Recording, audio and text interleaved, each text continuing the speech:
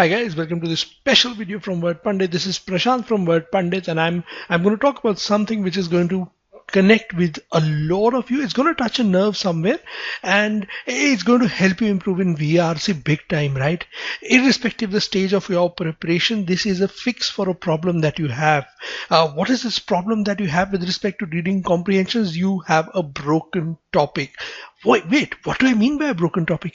Is there such a thing as a broken topic? What am I talking about? How does this correlate to VARC? Well, very simply, you have a broken topic. You can identify one if there is a particular topic or area that you cannot make sense of. For example, philosophy might be one such area for you, or literature, art and culture, genetics, sociology, etc., etc. These might be areas. So, for example, game theory and sociology, you don't understand that, or you don't understand prisoner's dilemma, so on and so forth, right? These are things that you just don't get a hang of it, and these are what count as broken topics. Now, the moment you read content from this particular area, right, your brain switches off, right? It goes on that default mode that you cannot understand. I'll give you an example. If I give you an article on Indian politics, or if I give some of you articles on sports, you will easily understand them. You will not have any issue at all, right? Now, the moment you're given articles from topics, for example, as I said, prisoner's dilemma or game theory, right, or metaphysics and philosophy, you are going to struggle with it, and that's when your brain switches off.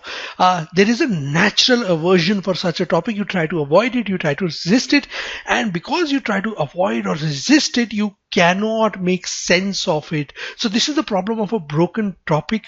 At the end of the day, you have to implement simple solutions. You have to increase your basic knowledge for this particular area, right? So step one to fix anything is to increase knowledge for that particular area, to increase your knowledge base. How do you do that? You run simple searches such as top terms for sociology, basic terms for sociology, major concepts for sociology.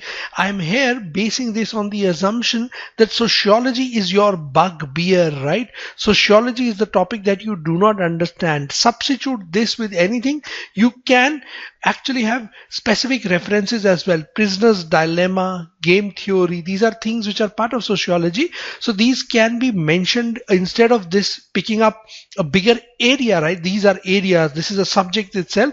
You can pick up specific concepts or topics as well. Very specific topics as well. But whatever you pick up, this is just you can substitute sociology with anything that troubles you. You run these basic searches, top terms, basic terms, major concepts. These are going to help you build knowledge, right? So that's first step. Now, the moment you have a basic grasp of major terms used in this subject, and when you will search for these major terms, by default, you will come across major people in this field, major, say for example, major sociologists who came up with all these different theories, right? Who came up with all these different terms. So you will now be acquainted with terms as well as people, which gives you a point of connection with the article you have at hand. Remember, what is it that we are seeking? We are seeking points of connection. We can connect with the article. So next step is you read 8 or 10 articles for this particular topic. Right, this is where you correlate the terms you went through earlier. You apply what you had absorbed earlier, right? So this is what you do.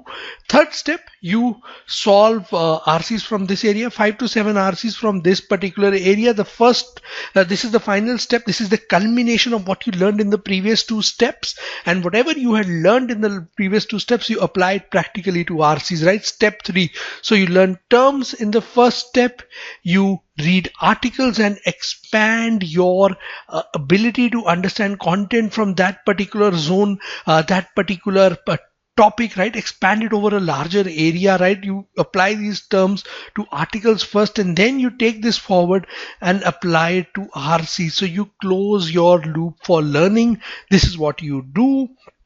Our course has a topic-wise reading section which is completely based on this philosophy, and it picks up different topics and provides you content and things for this particular topic. The topic-wise reading section, the editor's pick section, is precisely built for this purpose, right? Helps you gain knowledge for different areas, and this is how you do it, guys. This is how you fix broken topics. Now remember, These are not shortcuts. These are not easy way outs. I don't believe in them. There is no easy way out. There are no shortcuts. You need to work hard at the end of the day to change things the way they've been going or the way you've been doing things. So if you want to change, if you want to improve, you've got to put in the hard yards, and this requires a little bit of application. Now, based on the amount of time you have, you can suitably increase or decrease the quantities of things you are doing, right? So if you have a lot of time, you can do some more research. If you have less time, you can reduce the amount of effort you put into step 1, step 2 and step 3. Reduce effort on each step, but still get basic cursory understanding of that subject.